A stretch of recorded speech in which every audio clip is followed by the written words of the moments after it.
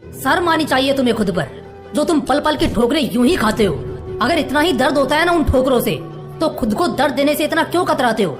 सच कहता हूँ यार, शर्म आनी चाहिए, शर्म आनी चाहिए तुम सबको। अगर तुम आज मजबूर हो, कमजोर हो, हालात बुरे हैं, जिंदगी बोरिंग है और हर काम बिगड़ रहा है, तो सच में तुम्हें शर्म आनी चाहिए।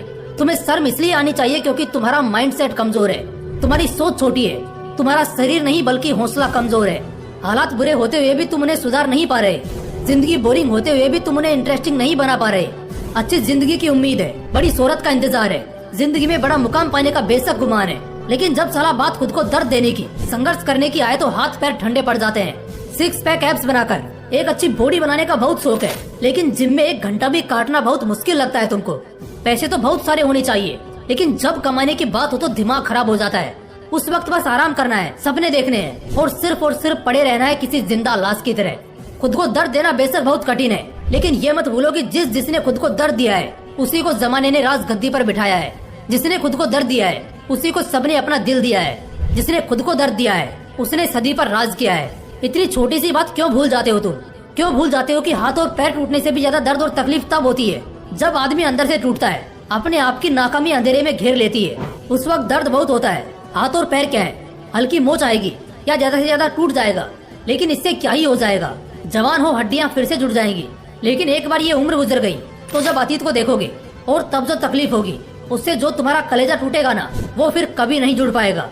एक बंदा जिसकी 7 बार सर्जरी हो चुकी है, गर्दन टूटी हुई है, शोल्डर हिला हुआ है, घुटनों में चोट है, पैर के अंगूठे हिले हुए हैं, मगर फिर भी वो बंदा दुनिया के सबसे बेहतरीन एक्टर्स की लिस्ट में आता है। लगातार काम करता है, फिल्मों के सीन्स में भी कभी कोई बहाना नहीं बनाता, चाहे दिन की शिफ्ट हो या रात की, कभी उसको डिले नहीं करता। और कई बार तो उसके घुटने इतने दर्द कर रहे होते हैं कि वो चलने की हालत में भी बड़ी मुश्किल से होता है, लेकिन वहाँ भी वो अपने काम से नहीं भागता।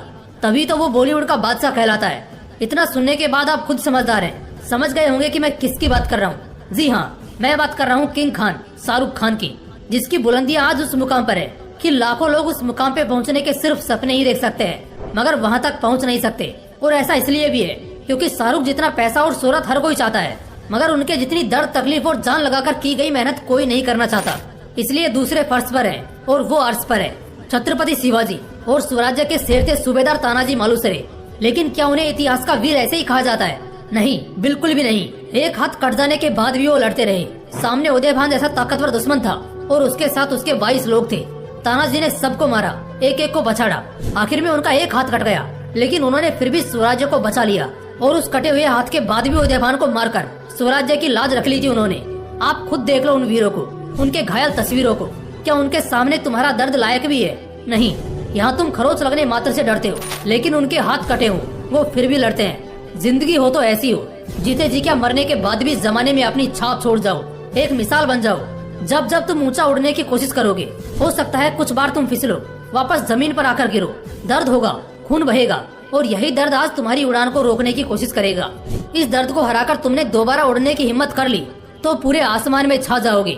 लेकिन अगर इस दर्द से डरकर वापस बैठ गए तो याद रखना, कभी खुद से नजरें नहीं मिला पाओगे, एक बुज़दिल की तरह पूरी जिंदगी बिताओगे। दर्द से डरो मत, इसे सहो। खुद को दर्द देने से झिझको मत। दर्द देने से जिगर लोहा बनता है, मन जिद्दी होता है, और इसी से तुम्हारा नाम इतिहास के पन्नों में छपता है। अब से अपने आप को जब भी दर्द में पाओ, उस दर्द में मजा ढूंढो। उस दर्द से तुम्हारी तकदीर सुधरेगी, तस्वीर खिलेगी, और यही दर्द तुम्हारे अंदर एक वीर को भी जन्म देगा। अगर इस वीडियो से दिल में आग लगी